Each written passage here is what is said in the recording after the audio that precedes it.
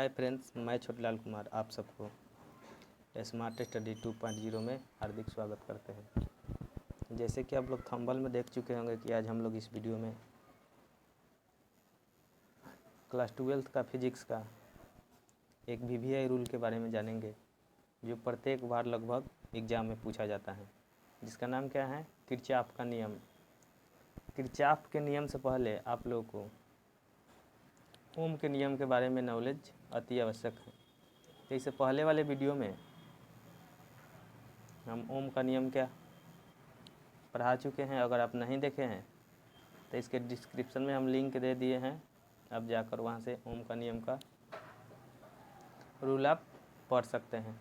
तो इस वीडियो में हम लोग किरचॉफ के नियम के बारे में जानेंगे।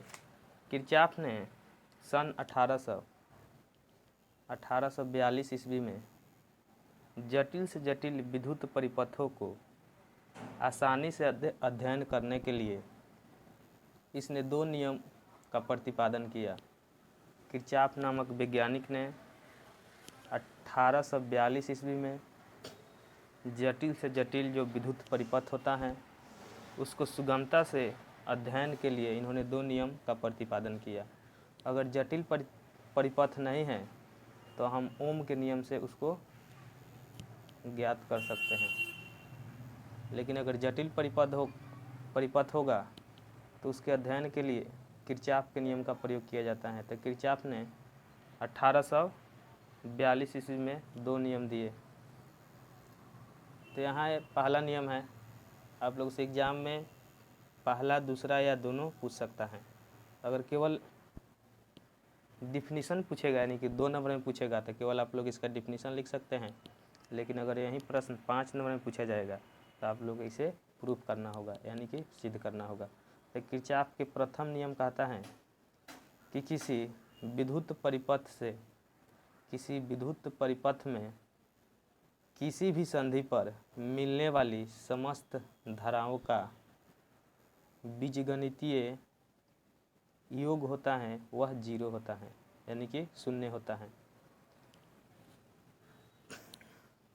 बीजगणितीय योग का मतलब क्या? किसी भी संधि पर जितना भी विद्युत धारा आता है और जाता है, जैसे कि यहाँ आप लोग देख सकते होंगे कि यह एक संधि है, या बीच वाला क्या है, एक संधि है। मान लीजिए ओरिजिन है वो है, यानी कि मूल बिंदु वो है। इसमें देखिए धारा ये I1 जा रहा है, I2 निकल रहा है, I3 भी निकल रहा है, I4 जा रहा है, I5 भी निकल रहा है। तो संधि पर जितना धारा आ रहा है और जितना धारा जा रहा है, उन सभी धाराओं का जो जोड़ होगा, यानी कि योग मतलब जोड़ होगा, वह क्या होगा, 0 के बराबर होगा। यही किरचॉफ का क्या है, प्रथम नियम है। किरचॉफ ने अपने प्रथम नियम में बताया कि किसी विद्युत परिपथ में किसी भी संधि पर, जैसे कि बीच वाला संधि ही है, बीच वाला क्या है, संधि है, किसी भी संधि पर आने वाले समस्त धाराओं का योग और जाने वाले समस्त धाराओं के योग क्या होता है, 0 के बराबर होता है। इसीलिए यहाँ लिखे हैं क्या, समेशन आई बराबर क्या लिखे हैं, 0 लिखे हैं। तो देखिए, इसको सिद्ध करने के लिए यहाँ आप लोग जो बात इसमें लिखा गया है, इस संधि में जो बात लिखा गया है कि धारा I जा रहा है, I2 निकल रहा है, I3 निकल रहा है, I4 जा रहा है संधि पर, I5 भी जा रहा है, उसी को यहाँ लिख दिया जाता है। जैसे यहाँ लिखे हैं कि माना है किसी संधि O पर, ये संधि O है, इसको ओरिजिन पॉइंट O ले लीजिएगा। O पर मिलने वाली धाराएं I1, I2, I3, I4 और I5 हैं। I4 और I1 धाराएं संधि पर प्रवेश करती हैं, यानी कि संधि पर जाती हैं, तथा I2 और I3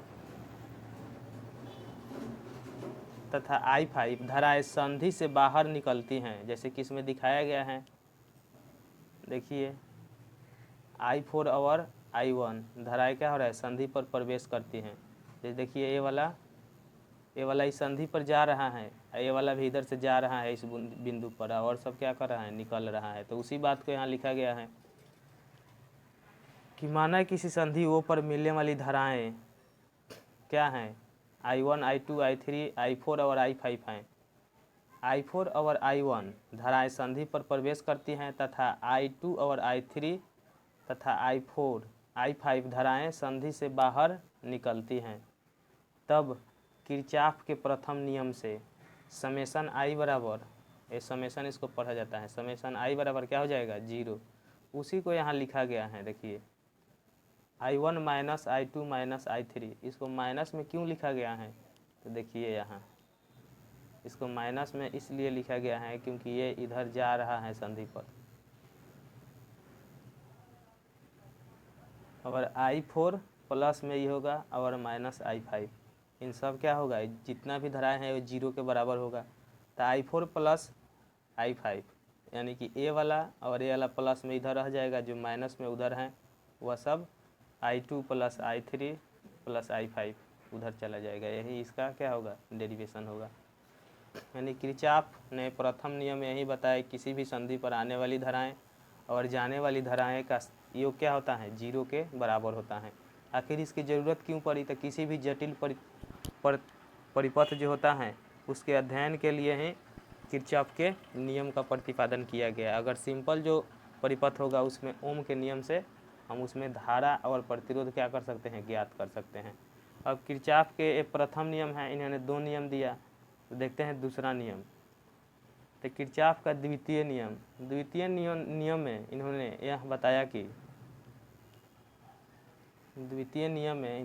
यह बताया कि किसी विद्युत परिपथ के किसी बंद जाल के, यानी जो परिपथ होना चाहिए वो चारों तरफ से क्या होना चाहिए, बंद होना चाहिए।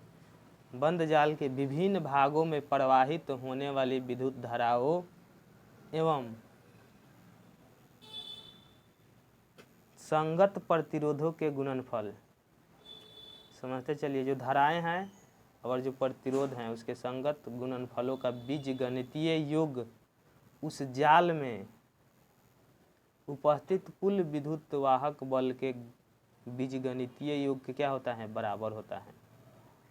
यानी कि यह एक बंद परिपथ है, देख रहे हैं एक बंद परिपथ है। यहाँ ये धारा है I1 I2, 2 धाराएं हैं, ये R1 प्रतिरोध हैं, R2 प्रतिरोध हैं और ये R3 प्रतिरोध हैं। तो इनके प्रथम नियम क्या कहता है, किसी विद्युत परिपथ के किसी बंद जाल के विभिन्न भागों में प्रवाहित होने वाला विद्युत धाराओं एवं संगत प्रतिरोध, यानी धारा और प्रतिरोध का गुणनफल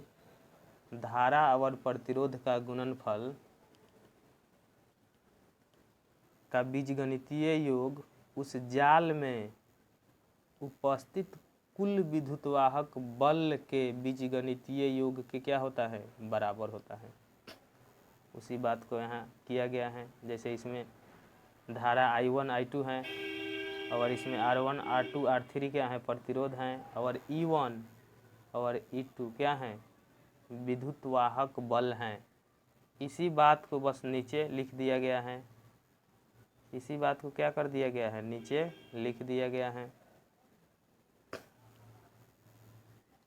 देखिए इसी बात को क्या कर दिया गया है, नीचे लिख दिया गया है। विद्युत परिपथ के 2 बंद जाल ABCD और CDEF हैं, यानी 2 बंद जाल हैं। देखिए ABCD और ये क्या है, DCEF। देखिए ABCD प्रथम ये हो गया और दूसरा DCEF, 2 बंद जाल हैं, दिखाए गए हैं। तो यहाँ उसी को लिखा गया है, यानी क्या चीज़ था, धारा और प्रतिरोध का गुणनफल। तो यहाँ I1 धारा और R1 प्रतिरोध हैं, इसको माइनस इसलिए लिखा गया है, विद्युतवाहक बल के बराबर होता है तो माइनस इसलिए लिखा गया है क्योंकि इसमें धारा एक इधर जा रहा है और एक इधर जा रहा है, इसलिए इसको दूसरा जो है उसमें माइनस लिखा गया है। तो I1R1 माइनस I2R2 बराबर विद्युतवाहक बल के बराबर होता है। तो विद्युतवाहक बल को भी आप लोग योग के बराबर होता है, तो इसमें प्लस करना चाहिए, लेकिन यहाँ माइनस किया गया है क्योंकि दोनों विपरीत दिशा में हैं। दोनों क्या हैं? विपरीत दिशा में हैं। यही इसका क्या हो गया, जो प्रथम कंडीशन कह रहे हैं, यानी कि जो बंद जाल हैं ABCD, इसके लिए ए हो जाएगा प्रथम जाल में ABCD में I1R2 माइनस I2R2 बराबर E1 minus E2। E1 E2 क्या है? तो विद्युतवाहक बल हैं। इस तरह द्वितीय बंद जाल जो हैं CDEF में देखिए, इसमें I2 प्रतिरोध है, यहाँ इस प्रतिरोध को लिखा गया है I1 प्लस I2। तो इसमें हम लोगों को लेना है, इसमें द्वितीय बंद जाल में। तो I2R2 प्लस ये दोनों जो धारा हैं I1 प्लस I2, इसमें प्रतिरोध क्या है? I3 है। इसका गुणनफल क्या होगा? विद्युतवाहक बल के बराबर होगा। तो विद्युतवाहक बल इसमें क्या है? केवल E2 है, तो यहाँ E2 लिख देंगे।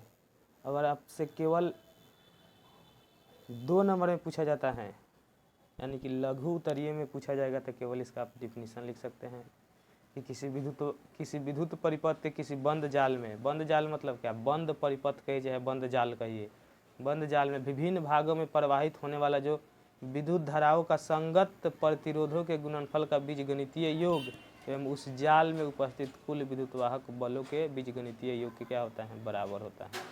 तो आज हम लोग इस वीडियो में किरचॉफ के नियम देखे हैं। किरचॉफ ने 1842 ईस्वी में 2 नियमों का प्रतिपादन किया ताकि जटिल से जटिल प्रतिरोधों में जो धारा और प्रतिरोध होगा उसको हम ज्ञात कर सकते हैं।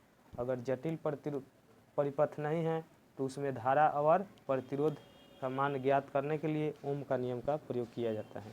ओम के नियम आप अगर नहीं देखे हैं तो इसके वीडियो में हम डिस्क्रिप्शन में दे दिए हैं लिंक, आप जाकर वहाँ से देख सकते हैं। चलिए, वीडियो देखने के लिए बहुत बहुत धन्यवाद।